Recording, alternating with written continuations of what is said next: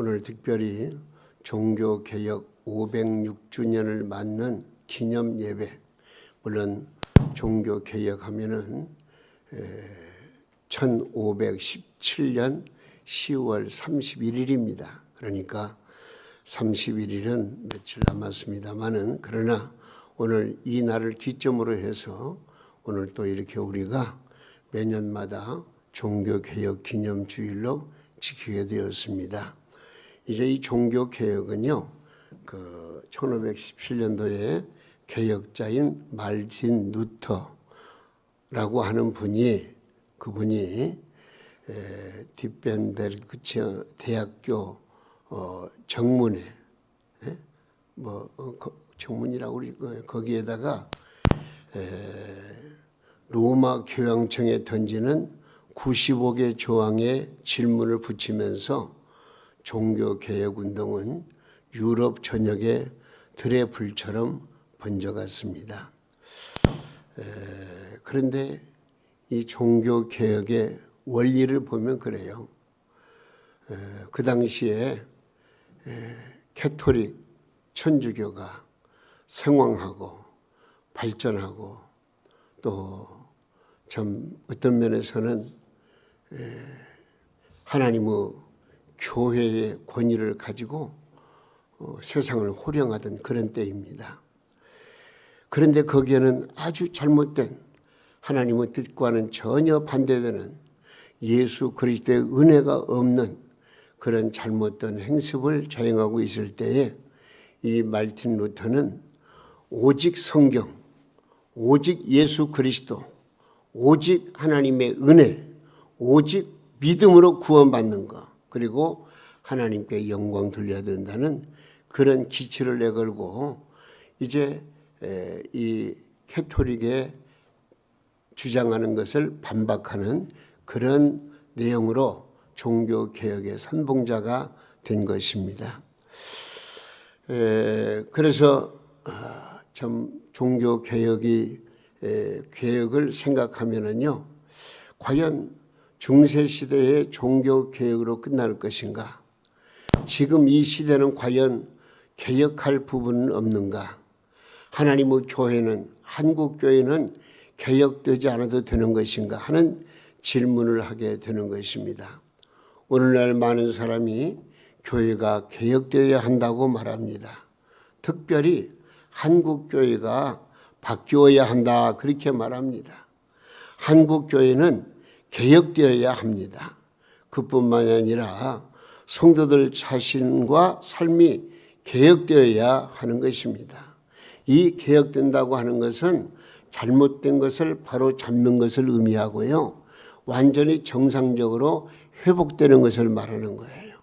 그렇기 때문에 우리의 신앙생활, 하나님의 교회, 우리 한국교회가 이런 종교개혁일을 맞이하면서 우리 모두가 다 회복하는 역사를 이루어야 되겠다 하는 측면에서 오늘 저는 개혁은 무엇이라고요? 회복입니다. 이렇게 제목을 잡아요. 교회는 회복입니다. 문제는 무엇이 개혁이냐 하는 것입니다. 교회가 개혁되어야 한다고 말하는 많은 사람들 중에는요, 이런 경우가 있어요. 교회가 시대적 정신을 따라야 한다. 어떻습니까? 시대에 반영해서 교회가 개혁되어야 한다? 이건 틀린 말입니다. 잘못된 것입니다.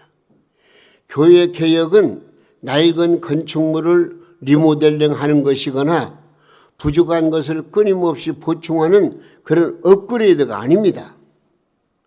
변함없는 진리에 기초하는 처음으로 돌아가는 그것이 바로 개혁입니다. 그러니까 하나님의 말씀으로 돌아가야 되는 거예요. 예수 그리스도에게로 돌아가야 되는 거예요. 예수 그리스도를 믿는 믿음만이 나에게 구원을 주신다는 이 구원의 원리로 돌아가야 되는 거예요. 하나님의 말씀만이 나의 길이요 진리요 생명의 말씀인 것을 믿고 성경 말씀으로 돌아가야 되는 거예요. 이런 의미에서 보면은요, 이 개혁의 원리는 초대교회로 돌아가자, 그런 의미가 굉장히 커요. 여러분, 초대교회 사정제를 보면 얼마나 순수하게 정말로 깨끗한 마음을 가지고 하나님을 섬기며 또 사도들의 말씀에 귀를 기울이며 정 말씀대로 살려고 몸부림쳤습니까? 그래서 이 개혁의 정신은 바로 성경으로 돌아가고 믿음으로 돌아가고 초대교회로 돌아간다, 그런 또 의미도 있는 것입니다. 여러분, 다시 말하면 변함없는 진리의 기초와는 처음으로 돌아가는 것입니다. 교회의 개혁은 항상 내 심령이 개혁되지 않으면 하나님의 교회는 개혁될 수 없다는 사고방식을 우리는 가져야 되겠습니다. 그래서 이런 측면에서 오늘 주신 말씀을 중심해서 개혁은 회복입니다, 이렇게 제목을 정했는데요. 자, 오늘 말씀 보실까요? 오늘 우리에게 주신 말씀은 성전 청결 사건으로 알려진 내용입니다. 예수님께서 이 땅에 오셔서 33년의 생애를 사시다가 이제는 마지막을 고하는 그런 시기가 되었습니다. 그래서 예수님께서는 인류 구원을 성취하기 위해서 예루살렘에 입성하셨다 하는 것입니다. 그런데 예수님께서 성전에 들어가셨는데 거룩한 제사를 드려야 될 성전 안에서 장사하는 사람, 돈놀이하는 사람, 짐승을 사고 파는 사람들이 장사진을 이루고 있었던 거예요. 예수님이 그 광경을 보시고 돈 바꾸는 사람들의 상과 비둘기 파는 사람들의 의자를 둘러엎으시면서 이 장사치들을 다 쫓아내셨습니다. 예수님께서는 세속화되어가는 하나님의 교회를 완전히 청소, 개혁하신 거예요. 우리 한국교회도 진리 안에서 본질적인 것들이 개혁되어야 됩니다.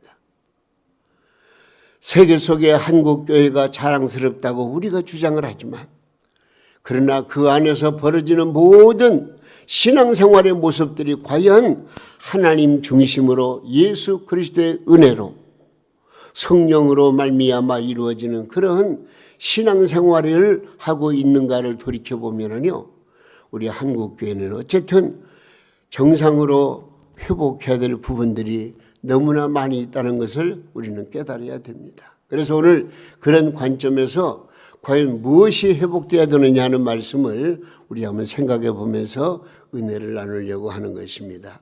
먼저는 하나님 되심이 회복되어야 됩니다. 하나님 되심이 회복되어야 됩니다. 유대인들은 명절 때가 되면은 많은 사람이 각처에서 성전을 찾아옵니다. 그리고 이들은 성전에서 희생의 제사를 드리고 종교의식을 행합니다. 성전에서 돈을 바꾸고 짐승을 파는 사람들이 있는 이유가 이렇게 찾아오는 사람들을 대상으로 해서 장사하기 위해서 지금 있는 거예요. 그런데 예수님 어떻게 했어요? 그것들을 엎으시고 동물들을 쫓아내셨던 거예요. 언뜻 보기에는 성전 제도를 통째로 무시하는 것 같은 행동으로 보일 수 있습니다. 그러면 예수님께서는 성전에서 왜 이런 일을 하셨을까? 아니, 거룩한 성전이라고 하면서 이렇게 거룩한 예식 제사를 드리는 그런 성전인데 왜 예수님께서는 그런 행동을 취하셨을까요? 그 이유는 성전 제사와 의식을 있는데 정작 그들의 마음 중심에는 하나님이 없기 때문이에요. 하나님이 없기 때문에. 이것은 그렇기 때문에 단순히 성전에서 무엇을 팔면 되느냐 아니냐 이 문제가 아니에요.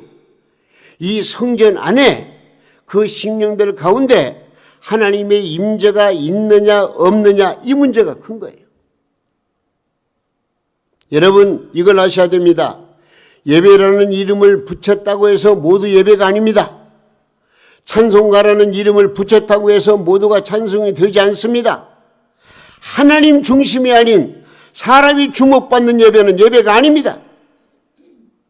사람이 어떤 자기 타고난 성량을 가지고 자기 인간의 그 어떤 자신을 내세우려고는 그런 어떤 찬송가, 성가대, 이것도 하나님이 받으시지 않으면 아무런 이유가 없습니다. 가치가 없다 그 말이에요. 하나님 중심이 아닌 사람이 주목받는 예배는 예배가 아닙니다. 하나님의 하나님 되심은 무엇보다도 하나님을 내 모든 삶 속에서 주인의 자리로 모실 때 가능한 것입니다. 오늘 이 시간도 우리가 하나님 앞에 예배드리지만 여러분들의 심령 가운데 하나님이 살아 계셔야 돼요. 하나님을 중심에 모셔야 돼요. 그리고 하나님께 예배를 드려야 되는 거예요. 인간 중심으로 모여서 한 시간 떼음질하는 그것은 하나님께서 기뻐하시는 예배가 아니라는 거예요. 그러니까 하나님은 하나님 되심이 내 안에서 교회에서 회복되어야 한다는 거예요. 이게 중요한 거예요. 같은 역사를 두고서도 바라보는 관점에 따라 평가가 다릅니다. 우리는 종교개혁 전 1000년의 역사를 중세의 암흑기라고 부릅니다. 그러나 캐토릭에서는 그때를 중세의 1000년 왕성기라고 평가합니다. 그 당시에 중세 시대는요, 이 천주교가 얼마나 힘이 있는지 몰라요. 심지어는 그 교황이 말 한마디면은요, 모두가 다 그 따라야 되고요. 이 교황의 말 한마디 한마디가 때로는 성경 위에서 군림하고 있어요. 그리고 심지어는 그 나라의 왕도 이 교황이 이제 임명할 정도로, 선정할 정도로 그런 위세를 가지고 있던 게 중세시대 캐토릭이었어요. 그러나 우리가 바라보는 것은 그때는 정말로 하나님이 없는 시대. 인간들이 모여가지고 인간 중심으로 무엇인가를 이루려고 하는 그런 잘못된 시대 속에서 말틴 루터가 개혁의 봉기를 들게 된 것입니다. 여러분, 우리가 중세시대를 암흑기라고 하는 이유는 만물의 주인이신 하나님보다 눈에 보이는 교회와 교황의 권세가 더 크고 높았기 때문입니다. 오늘날도 마찬가지입니다. 교회가 개혁되어야 될 이유는 여기에 있습니다. 우리 한국 교회들이 중세시대의 교회를 닮아가고 있기 때문에 그렇습니다. 화려한 음악과 대규모 집회가 있고 정기적으로는 드리는 예배가 있는데 정작 그 예배 속에 주인의 자리에 하나님이 계시지 않고 인간의 생각과 인간의 방법과 인간의 가치가 더 크게 작동하는 이런 것이 문제가 되는 것입니다. 잘 지은 건물을 자랑하고 교회 안의 시스템을 자랑하고 그것을 추구하는 교회라면은 하나님은 그런 교회를 어떻게 바라보실까요? 하나님은 성전을 가르쳐서 뭐라고 말씀하시느냐? 이 성전은 내 집이라고, 하나님의 집이라고 그렇게 말씀하십니다. 비록 성전을 화려하고 웅장하게 만들었을지라도 거기에 거하시는 이가 하나님이 아니면 결코 그는 하나님이 인정하시는 성전이 될 수가 없는 것입니다. 우리 동명교회도 마찬가지예요. 하나님이 계시지 않는 동명교회는 교회 가치가, 그 존재 가치가 없는 거예요. 어떤 술에 거나하게 취한 분이 술 취하니까 뭐 정신 몽롱해지고 그리고 또 인생살이가 힘들고 고달프고 또 세상을 사는 것이 그렇게 수월롭지 않으니까요. 그렇게 신세 타령도 하고 하다가 내가 교회를 한번 찾아갔으면 좋겠다. 교회 가서 하나님 앞에 기도하면 좋겠다. 그래도 하나님이 내 사정을 좀 알아주시지 않을까. 그런 마음을 가지고 교회를 찾아갔어요. 누가? 술주정뱅이가. 근데 교회 가서 예배당 안으로 들어가려고 하니까 가로막는 사람이 있어요. 사찰 집사님이 딱 가로막고 어떻게 오셨습니까? 그랬더니 그 술정배가 내가 누구를 좀 만나러 왔습니다. 내가 꼭 만나야 됩니다. 하나님 만나러 온 것이니까 만나야 되겠습니다. 그러니까 당신 좀 그 정상이 아닌 것 같은데 오늘 안 됩니다. 아니요, 내가 꼭 그분을 만나야 되니까요. 누구 만나려고 그래요? 하나님 만나려고 그래요. 그러니까 그런 분 여기 없어 그러더래요. 못 들어오게 하는 거예요. 하나님의 교회는 하나님이 계셔야 되고 우리 성도들은 하나님의 교회에 와서 하나님 만나야 돼요. 예수 그리스도의 은혜로 내 마음속에 영적인 기쁨이 솟아야 되고요. 성령의 감동 감화로 말미암아 영혼이 잘됨 같이 범사가 잘 돼야 되고 내가 정말로 하나님을 섬기는 그 믿음으로 말미암아 하나님의 은총을 누려야 되는 것이 우리 신앙생활이 아니겠습니까?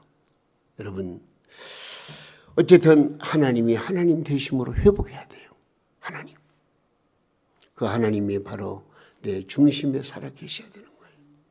또 한 가지, 복음이 구원의 복음으로 회복돼야 됩니다. 하나님께서 성전 제사를 가르치시고 지키게 하신 것은 인간의 죄가 인간 자신의 힘으로는 해결받을 수 없음을 저들이 깨닫고 하나님께서 허락하신 구원의 은혜를 알 수 있도록 하기 위해서요. 죄악으로 말미암아 하나님의 영광에 이르지 못하는 인간들이 예수 그리스도의 구속의 피로 말미암아 죄사함과 구원을 받아 하나님의 자녀가 되는 것을 구약의 모든 제도와 절기를 통해서 이미 설명해 주셨고 예언해 주셨습니다. 그렇기 때문에 이 구약 성경의 모든 그 제사의 그 의미는 바로 앞으로 나타날 메시아 예수 그리스도의 희생으로 말미암아 인류가 구원받는 이 모든 것을 미리 표상으로 알려주시는 거예요. 그렇기 때문에 성전에서 어린 양의 피로 제사를 드리면서 그들이 발견해야 될 것은 세상 죄를 지고 가시는 하나님의 어린 양을 발견해야 돼요. 그래서 요한복음 2장 19절 말씀에서 하나님은 성전에서 장사하는 이들과 짐승들을 내쫓으시고 이런 말씀하셨어요. 이 성전을 헐라 내가 사흘 만에 일으키리라고 말씀하셨습니다. 눈에 보이는 종교의식이 아니라 당신의 십자가 죽으심과 부활로 죄 문제 즉 모든 성전의 기능이 완성되는 것을 말씀하신 것입니다. 예수님 세상에 오실 때 천사들이 이렇게 외쳤습니다. 무서워 말라 보라 내가 온 세상에 미칠 큰 기쁨의 좋은 소식을 너희에게 전하노라. 누가복음 2장 10절 말씀이에요. 여러분 십자가의 부활로 이루어진 예수 그리스도의 복음은 완전한 복음인 것을 믿으시기를 주님의 이름으로 부탁드립니다. 어떤 사람, 어떤 신분과 어떤 형편에 있는 사람이든지 간에 십자가의 복음은 동일하게 복음이 되는 것입니다. 이 복음이라고 하는 것은 그냥 구호로 굳혀서는 안 되는 거예요. 이 복음은 바로 구원의 복음. 나를 살리는 복음. 내가 새 생명을 얻는 복음. 영원한 영생을 얻는 복음. 이런 복음으로 완전히 회복돼야 되는 거예요. 십자가의 복음은 예수 그리스도의 핏값으로 완성된 복음입니다. 핏값으로 완성된 복음이기에 그 은혜를 믿음으로 구원을 받게 되는 것입니다. 이 복음을 만난 바울 사도는 로마서 1장 16절에서 이렇게 고백하던 거죠. 뭐라고 말씀하시느냐? 로마서 1장 16절에서 내가 복음을 부끄러워하지 아니하노니 이 복음은 모든 믿는 자에게 구원을 주시는 하나님의 능력이 됨이라. 첫째는 유대인에게요. 또한 헬라인에게로다. 종교개혁은 복음을 복음답게 취급하지 않을 때 일어났습니다. 믿음으로 얻는 구원을 인간 행위를 보태야 하는 것으로 가르쳤습니다. 구원을 얻기 위해서는 고행을 해야 했고 면죄부를 사야 했습니다. 여러분 생각해 보세요. 우리는 구원을 무엇으로 받아요? 열심히 교회 다니면 구원 받아요? 교회 와서 열심히 청소하면 구원 받아요? 헌금 많이 내면 구원 받아요? 이것은 구원 받은 사람들이 감사한 마음으로 행하는 것이지, 우리가 구원 받는 건 뭘로 받아요? 믿음으로 받는 거예요. 믿음으로 받아요. 네? 내 어떤 행위가 플러스 되고 내 어떤 선한 일로 인해서 구원받는 게 아니라 그 말이에요. 그런데 중세시대 캐토릭에서는 그게 아니었어요. 무엇을 팔았느냐? 속죄권이라는 것을 팔았어요. 면죄부 속죄권. 다시 말하면 어떤 표를 만들어서 이것을 사면은, 당신이 이것을 헌금으로 사게 되면은 연옥에 있던 당신의 부모도 천국으로 들어간다. 이런 식이에요. 그 구원을 믿음으로 받는 게 아니고 행위로 받는다. 고행으로 받는다. 그러면서 고행을 주장을 하고 또 속죄권을 팔고 그랬어요. 물론 그 당시에 베드로 성당을 짓기 위해서 자금이 모자라니까 그런 행위를 했다는 그런 의미가 있습니다만은 절대로 그건 잘못된 것이죠. 그래서 이 마르틴 루터 같은 종교개혁자들은 우리가 구원받는 것은 행위로 받는 게 아니고 어떤 공로로 받는 게 아니고 어떤 고행으로 받는 게 아니고 오로지 주 예수 그리스도가 나를 위해서 십자가에 못 박혀 죽으셨으니 그 십자가의 죽으심을 믿는 믿음으로 말미암아 우리가 구원받게 된다. 이것을 주장한 거예요. 여러분, 그렇기 때문에 우리의 마음속에는 이걸 아셔야 됩니다. 따라서 하세요. 미완성 복음이란 없다. 예, 복음은 완전한 거예요. 우리의 구원을 완전히 구원을 성취하고 이루어진 복음이 바로 진정한 복음이라 하는 것입니다. 오직 의인은 믿음으로 말미암아 살리라. 이 복음으로 우리는 가장 풍성한 삶을 누릴 수가 있습니다. 하나님께서 보내신 메시아를 거부하고 자신들의 의에 도취된 종교인들은 자신의 의와 행위로 만족을 합니다. 자신들을 의인으로 행세하며 예수를 십자가에 내어준 사람들, 혹시라도 우리 안에 나의 과거 경력이나 헌신을 자랑하고 스스로 의인이라고 여긴 부분이 있다면 이것은 우리가 하나님 앞에서 회개해야 됩니다. 예수님 십자가 앞에서 우리는 우리의 죄인됨을 고백하고 오직 주님만이 우리의 구원이요 소망이라고 고백할 수 있어야 되는 것입니다.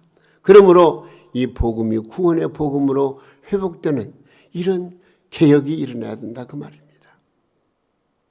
한 가지 더, 교회가 교회의 목적을 회복해야 됩니다. 예수님은 성전에 들어가셔서 상을 엎으시고 짐승들을 내쫓으면서 이런 말씀하십니다. 오늘 본문 13절에 뭐라고 말씀했습니까? 그들에게 이르시되 기록된 바 내 집은 기도하는 집이라 일컬음을 받으리라 하였거늘 너희는 뭘 만들었다고요? 강도의 소굴을 만드는도다 하시니라. 무서운 책망이 아닐 수가 없습니다. 기도하는 집과 강도의 소굴, 어떻게 성전에 강도의 소굴이 될 수가 있을까요? 강도는 뭐죠? 남의 것을 가로채거나 독차지하는 것이 강도입니다. 그런데 하나님의 것을 사람의 것으로 가로채는 일, 교회가 하나님의 중심이 아니라 인간 중심이 될 때 이것은 바로 강도질과도 같다 그 말입니다. 여러분, 우리가 이 땅에 살면서 소중히 여겨야 할 것은 이게 물론 모두가 다 하나님의 것이지만은요, 하나님의 것으로 또 구별된 것들이 있어요. 성스러운 것, 거룩한 것, 이런 것들은 우리가 구별할 줄 알고 하나님의 것을 하나님 앞에 드릴 줄 알아야 돼요. 예를 들면 하나님께서 우리에게 뭘 요구하시느냐? 우리의 믿음을 요구하십니다. 우리의 기도를 요구하십니다. 우리의 헌신을 요구하십니다. 이 모든 게 다 하나님 앞에 드려지는 거예요. 특별히 11조 같은 것은 하나님께서 우리에게 명령하신 거예요. 이런 11조를 드린다는 것을 부담스러우면 안 되는 거예요. 이것을 떼어 먹는다. 그러면 내가 여기 말씀대로 강도 지르는 거나 마찬가지예요. 우리는 정신을 차리고 깨어 기도하는 것도 중요하고 믿음으로 하나님 앞에 나오는 것도 중요하고 또한 그리스도의 복음을 내 이웃에게 전하는 것도 굉장히 중요한 문제입니다. 그런데 오늘 말씀에 보니까 예수님은 성전을 가르쳐서 뭐라고 말했느냐? 내 집은 무슨 집이라고요? 기도하는 집 그랬어요. 내 집은 기도하는 집이라. 마가복음에는요, 하나님의 성전을 만민이 기도하는 집이라 그렇게 말씀하셨습니다. 그런데 얼마나 많은 기도들이 우리의 문제 해결이나 소원 성취를 위해서만 사용되고 있는지요. 하나님이 교회에게 기도할 특권을 주셨고 그 기도가 모든 민족, 모든 만민을 위해서 기도하라고 하신 것인데 그것을 자신을 위해서만 사용하는 것은 분명 무엇과 같아요? 강도질과도 같은 거예요. 14절 말씀을 보세요. 예수님께서는 맹인과 저는 자들을 고쳐주시고 아이들이 호산나 다윗의 자손이야라고 부르는 외침을 보시고 제사장과 서기관들이 분노하는 장면이 기록되어 있습니다. 그러나 교회는 만민이 함께 모여서 복음으로 취함을 받고 기도하며 예배하는 것이 바로 교회라고 하는 것입니다. 그렇기 때문에 우리가 개혁을 한다고 할 때는 가장 중요한 건 기도 회복이 돼야 돼요. 왜? 기도하는 집이라고 그랬잖아요. 전도 회복이 돼야 돼요. 지금 불쌍한 사람 다 고쳐 건강케 해주고 그랬잖아요. 그리고 예배 회복이 돼야 돼요. 이게 중요한 문제입니다. 전도 회복, 기도 회복, 예배 회복. 여러분, 교회는 끊임없이 개혁되어야 합니다. 새로운 무엇을 찾아 방법을 바꾸고 시스템을 현대식으로 고치는 것이 아니라 말씀으로 돌아가며 하나님을 우리 삶의 주인으로 모시고 복음을 예수님의 핏값만큼 귀하게 여겨야 한다 그 말이에요. 사람 중심이 되었던 교회를 하나님 중심의 교회로 바꿔야 한다 그 말이에요. 하나님 앞에서 열방을 위해 기도하는 교회, 만민을 찾아 복음을 전파하고 그들을 위해서 기도하는 교회가 진정한 하나님이 원하시는 교회라고 하는 것을 우리에게 가르쳐주고 있는 것입니다. 여러분, 자, 성경은 뭐라고 말씀하시죠? 각 사람의 마음은 뭐라고 그랬어요? 성령님께서 거하시는 성령의 전이다 그랬습니다. 여러분, 종교개혁은 가장 먼저 내 마음 안에 성전에서 일어나야 되는 거예요. 그러므로 다음 질문으로 끊임없이 나의 삶을 돌아봐야 됩니다. 나는 하나님 아버지를 내 삶의 주인으로 모시고 있는가? 나는 예수 그리스도의 복음으로 충분한 삶을 살고 있는가? 내 마음의 성전은 열방을 위해서 지금 기도하고 있는가? 오늘 이 세 가지 요점, 이거 우리가 깊이 생각하시면서 내 마음부터 계획을 이루어서 정말 하나님 중심으로, 복음 중심으로 또 하나님이 원하시는 기도하는 교회로 거듭나서 우리가 정말로 하나님 앞에 좀 더 내 자신을 드리고 헌신하고 봉사하며 하나님의 뜻을 이루어가는 그런 우리의 삶의 변화된 개혁, 이것을 하나님이 오늘 우리에게 요구하신다는 것을 기억하시고 우리 모두 참된 개혁의 본질을 찾아가는 우리 성도님들의 삶의 모습이 될 수 있기를 예수님의 이름으로 축원합니다.